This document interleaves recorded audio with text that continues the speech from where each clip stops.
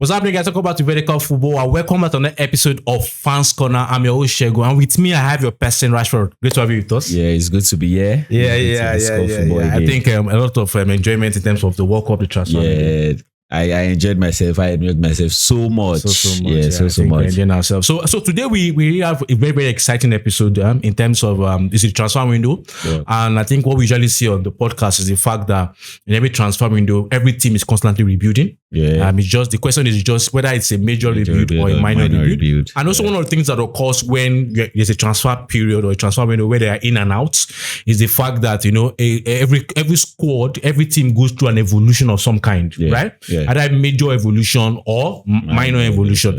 And so we've come across a data where we believe this data will be able to show us at least a part of the reasons why certain clubs are decided to bring in certain players this summer and in this particular stage of their careers, and why certain clubs are deciding to let go of certain players in this particular period of their career. I think it's going to be exciting. So before we go into it, I don't know if you have anything to say before we move on. Yeah, so I just think it's an eye-opener. It's something that, we have kind of like been seeing transfer just from the viewpoint of who is my club getting. But now with data, you can be able to, why exactly is my club going to get this particular player at this particular point in time?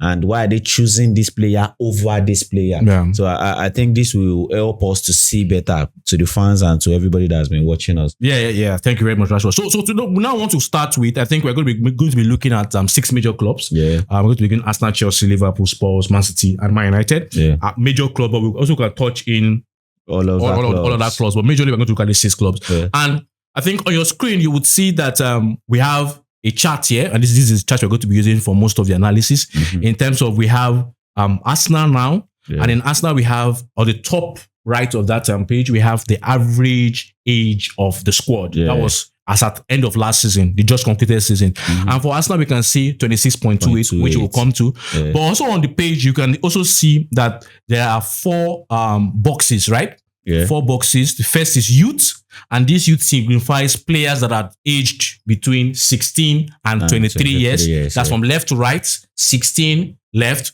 till 23. And they call them youth. We also see that between 23 to 29, from the left to right, those are called the period of the peak period, right? 23 on the left and then 29 on the right. And then we can also see the next chart, which is experience. That's EXP. That's experience, right? Experience.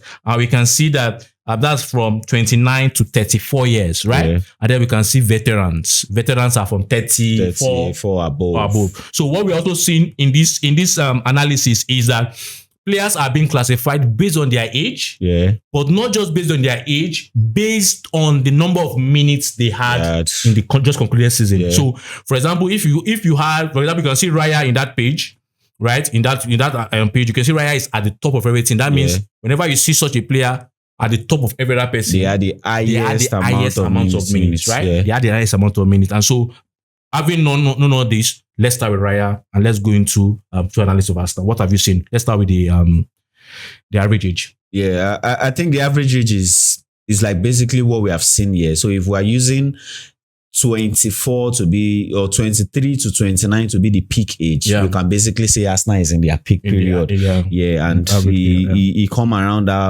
like coming off the fact that Arsenal has trained their squad from a particular group of ages, and now they have got it in that space where, all right, we can say these guys are ready to be doing something at this point in time. So I think for the age, it's a decent age. You want to keep up the progression. I think it's a decent age, really, because also when you look at the fact that the peak in this article is starting from 23 to 29. So if you look at 23 plus 29, you have 52. 52 divided by 2 is 26. So it looks like that's like a sweet spot. Perfect G spot there. The middle pot for experience. So also let's go into Arsenal's experience, right? We see that Arsenal on this chart has 2 players majorly that had minutes in this season, because there are some players that are in the squad but are not reflecting on this chart because they didn't have tangible minutes. So but look at this Arsenal side, they have 2 major players in their experience zone. They have David Raya and they have Leonard Trossard. So what do you have to say? Raya obviously is a goalkeeper. Let's analyze that.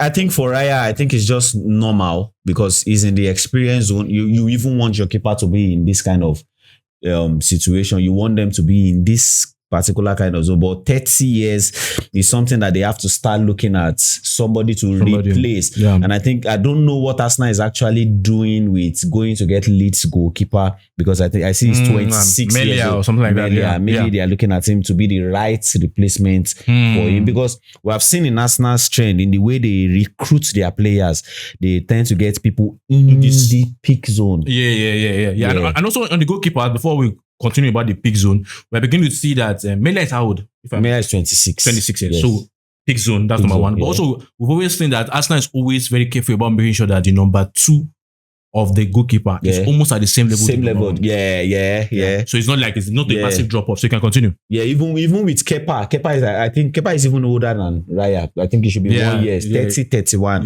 Yeah. So Kepa is older than Raya. So I think they have secured that place, but like we said earlier, a goalkeeper has a longer span. Obviously. So now speaking about Trossard, it's obvious now. Like I think Arsenal has a model now, because we are saying that there is no so much of player coming into that experience zone. So they want to make sure we are having our peak players right where they are. But this experience is, as soon as you are getting into that place, we are not like detaching, but we are putting you in a point where you have served us well. Now we need you to be moving on. So this explains why Trossard now has left the club, because according to Arsenal's model, they want majority of their players to be in the peak period, and they want a constant flow. So what we are seeing, for example, is the likes of Merino. If you look at Merino, look at Gabriel Jesus. Gabriel Jesus might leave the club, but we're looking at Merino is between the line between peak and experience. Yes. Right? So as Merino is coming into that experience side, Trossard has been allowed to go. And also what you mentioned earlier, in fact, of most of their players, of Arsenal players, a larger chunk of their players are in the peak zone. Yeah. And so you can look at the summer transfer they did last season. Look at the likes of Gyökeres, right? Look at the likes of Eze. Look at the likes of Nkape. Look at the likes of who again? And Zubimendi, even the Mosquera. So you can, Mosquera is even coming to the peak. He's coming to the peak. But based on this article, as you guys can see, Arsenal does a lot of the business they do and buying players in their peak zone. This season now, Madueke, they bought Madueke at 24. So it's Madueke is also in the 25 now. He has gotten into the peak period. So that's what their strategy is to get there. So there are limited number of players that are allowed to go through the experience side. Yeah, definitely. And I think this Merino coming into the experience zone is well thought of, because this guy is, you look at what he did in the World Cup. Obviously. Like he just comes in and give you the brain of, okay, I know when to get into this position and get the goals for you. And we have seen it last season, Merino coming into Arsenal's game as a sub. He can just score. He can score a goal. He's somebody you can trust to play as a number 8, moving up and down. Sometimes even coming to help you build up. Sometimes staying in the number 9 but playing as a false 9. So he brings that experience, and he also gives you the amount of years that you are looking for in the player that you want. So also, you know, this summer you've just already mentioned something. So let's look at the trajectory of it. In the sense of, you mentioned Mele, if I'm not mistaken, that's the name. You said he's 24 years, 26. Right? 26 years. Sorry, that is already in the peak period. So that trend continues. What they did last season was in the peak period. What they are doing this summer also is in the peak period. But let's look at, they have some players that have been linked to. Tzolis, 24 years. That is also in the peak. I think it's a pattern now. Arsenal, they are very sure of what they want. So they are not just going around saying, oh, we just signed this because it's the next shiny thing or something. It's very, they want peak period players. You are ready. And I think it's something that they have built over time, sticking with the Saka, sticking with Madueke, sticking with the Odegaard, the Declan Rice. Now they are in that zone where we want to go and win. So who are the players that when we bring them into this club, they strengthen this squad to shift us into the place where we are actual contenders? And it's very obvious, bringing players who are ready to take responsibility and be accountable for going forward. I think I'm getting to see the bigger picture. Before we go to other names that they have been linked with the transfer window, also let's look at it that a larger number of the Arsenal players, because obviously there are players that are in the peak but don't play as much games. But we can see that a larger chunk of the players are above 50%. Like the only likes of Odegaard, which actually was out of injury. Yeah. Merino might not have gotten as much games as possible.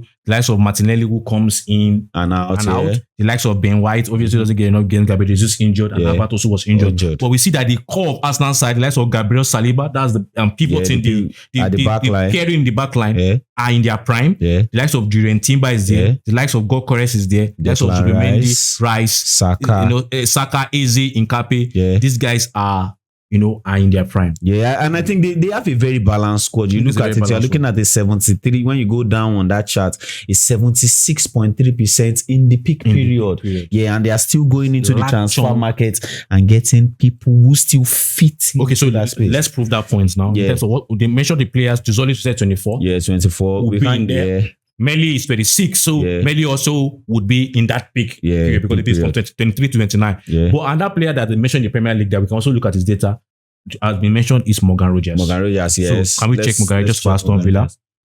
So we have it on the page, Morgan Rogers for Aston Villa.